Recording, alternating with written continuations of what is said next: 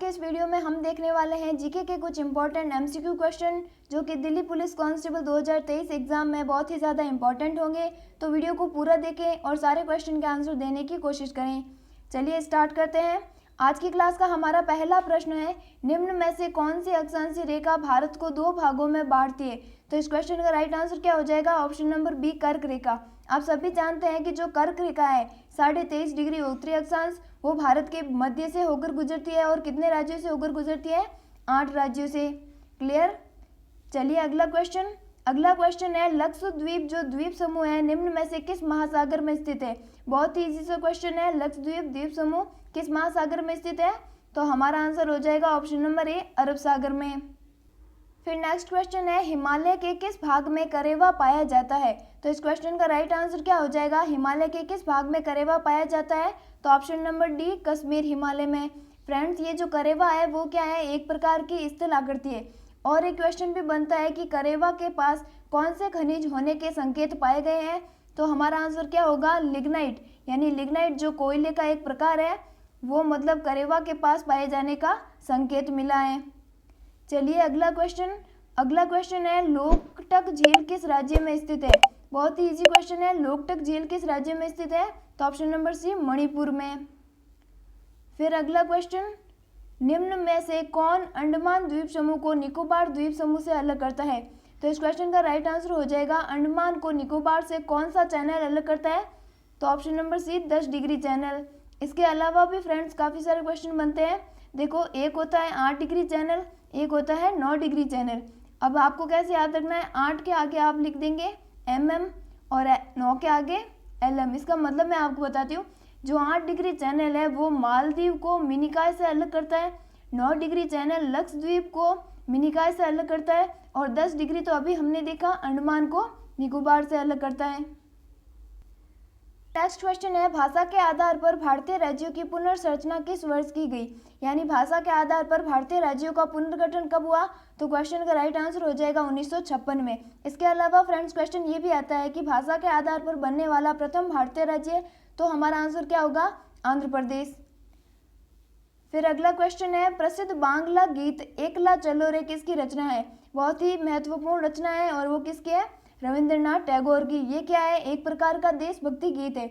इसके अलावा आप सभी जानते हैं रविंद्रनाथ टैगोर ने हमारे राष्ट्रगान जनगण गण के रचयिता भी हैं। क्लियर? फिर अगला क्वेश्चन, रामचरितमानस पुस्तक को किसने लिखा? तो रामचरितमानस पुस्तक को किसने लिखा था? ऑप्शन नंबर सी, तुलसीदास ने। इसके अलावा महर्षि वाल्मीकि ने रामायण लिखी थी, कालिदास ने अभिज्ञान संकुतलम, ऋतुसार, कुमार संभव आदि रचनाओं की रचना की।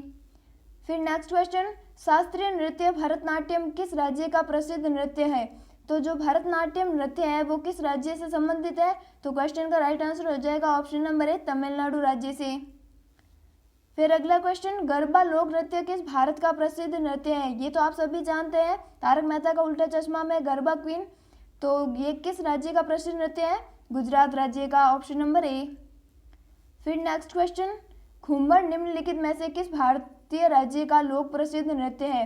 तो जो राजस्थान राज्य है उसका राज्य नृत्य कौन सा है? घूमर। ठीक है फ्रेंड्स।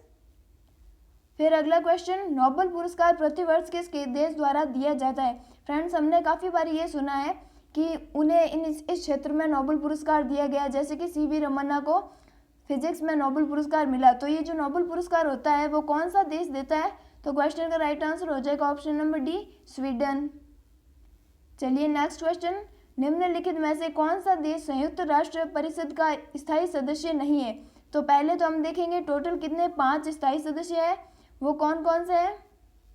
तो फ्रेंड्स, चीन हो गया, फ्रांस हो गया, रूस हो गया, यूएसए हो गया और ब्रिटेन। तो देखो, चीन है, रूस है, अमेरिका भी है, लेकिन जापान फ्रेंड्स स्थायी सदस्य नहीं है। तो क्वेश्चन का राइट आंसर हो जाएगा जापान। चलिए नेक्स्ट क्वेश्चन, वार्षिक पुष्कर मेला प्रतिवर्ष किस भारतीय राज्य में आयोजित किया जाता है? तो फ्रेंड्स, जो पुष्कर मेला है वो हमारे भारत के राजस्थान राज्य में आयोजित किया जाता है, और राजस्थान में भी कहाँ पर? अजमेर जिले में। फिर अगला क्वेश्चन, अमेरिका के प्रथम राष्ट्रपति कौन थे? तो अमेरिका के प्रथम राष्ट्रपति कौन थे? ऑप्शन नंबर ए, जॉर्ज वॉशिंगटन। फिर अगला क्वेश्चन, वृक्षों के संरक्षण के लिए चिपको आंदोलन की शुरुआत किसने की थी? तो वृक्षों के संरक्षण यानी वृक्षों को बचाने के लिए चिपको आंदोलन की शुरुआत किसने की थी? तो option number A Sundarlal Bahuguna ने। और चिपको आंदोलन कौन से राज्य से संबंधित है? तो फ्रेंड्स उत्तराखंड से। फिर अगला क्वेश्चन, मैन ऑफ डेस्टिनी किसे बोला जाता है? मैन ऑफ डेस्टिनी किसे बोला जाता है? तो इस क्वेश्चन का राइट आंसर हो जाएगा नेपोलियन को। नेपोलियन फ्रेंड्स आप जानते हैं नेपोलियन बोनापार्ट जो एक फ्रांसीसी सैन्य प्रमुख और सम्राट थे। फिर अगला प्रश्न, विधानसभा सदस्यता हेतु चुनाव लड़ने के लिए कितनी आयु होनी चाहिए? आप जानते हैं सभी राज्य में क्या होती है, विधानसभा होती है, तो उसके जो सदस्य बनने के लिए तो कितनी आयु न्यूनतम होती है? तो क्वेश्चन का राइट आंसर हो जाएगा 25 वर्ष। इसके अलावा एक होती है लोकसभा, एक होती है राज्यसभा। लोकसभा के सदस्य बनने के लिए भी न्यूनतम आयु कितनी होनी चाहिए? 25 वर्ष। और राज्यसभा के लिए कितनी होनी चाहिए? 30 वर्ष।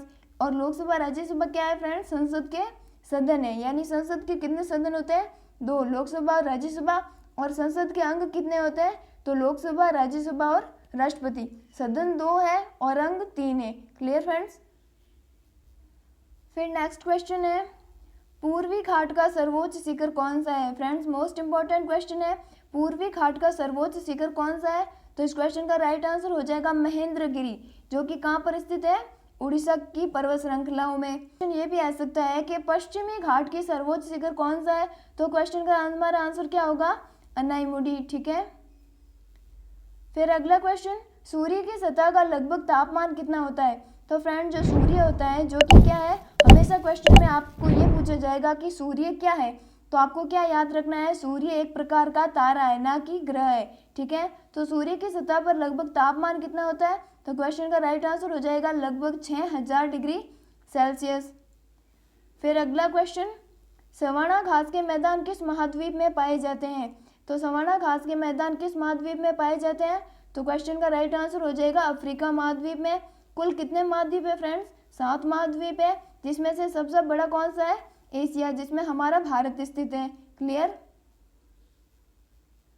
फिर नेक्स्ट क्वेश्चन, किस संविधान संशोधन के द्वारा पंचायती राज व्यवस्था को लागू किया गया? बहुत ही ज़्यादा इंपॉर्टेंट क्वेश्चन है कि संविधान संशोधन के द्वारा पंचायती राज व्यवस्था को लागू किया गया। तो राइट आंसर हो जाएगा 73वां संविधान संशोधन, जो कि कब होता है? 1993 में, जिसमें पंचायती राज व्यवस्था को लागू किया गया। वही बात करें 74वें संविधान संशोधन किससे संबंधित है? नगर पालिकाओं में, शहरों से संबंधित है। ठीक है। अब बात करेंगे जो संविधान संशोधन है वो किस अनुच्छेद में आता है? 368 अनुच्छेद में। और पहली बार जो संविधान में संशोधन हुआ था उसमें क्या होता है फ्रेंड्स? 9वीं अनुसूची को जोड़ा गया था। ठीक है फ्रेंड्स। फिर अगला क्वेश्चन, भगवान महावीर जैन का जन्म कहाँ पर हुआ था? तो भगवान महावीर जो थे वो कौन थे? 24वें तीर्थंकर, यानी जैन धर्म के 24वें तीर्थंकर कौन थे? भगवान महावीर, जिनका जन्म कहाँ पर होता है? वैशाली में। और गांव की बात करें तो कुंडलग्राम। इसके अलावा भगवान महावीर के बचपन का नाम क्या था फ्रेंड्स? वर्धमान। और सिद्धार्थ किसके बचपन का नाम था? भगवान बुद्ध के बचपन का नाम। फिर अगला क्वेश्चन, भारत का प्रथम परमाणु बिजली घर स्थापित किया गया। हमारे भारत का पहला परमाणु बिजली घर कहाँ पर स्थापित किया गया?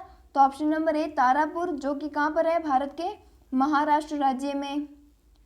फिर नेक्स्ट क्वेश्चन, शांति निकेतन की स्थापना किसने की थी? बहुत ही अच्छा क्वेश्चन है। शांति निकेतन की स्थापना किसने की थी?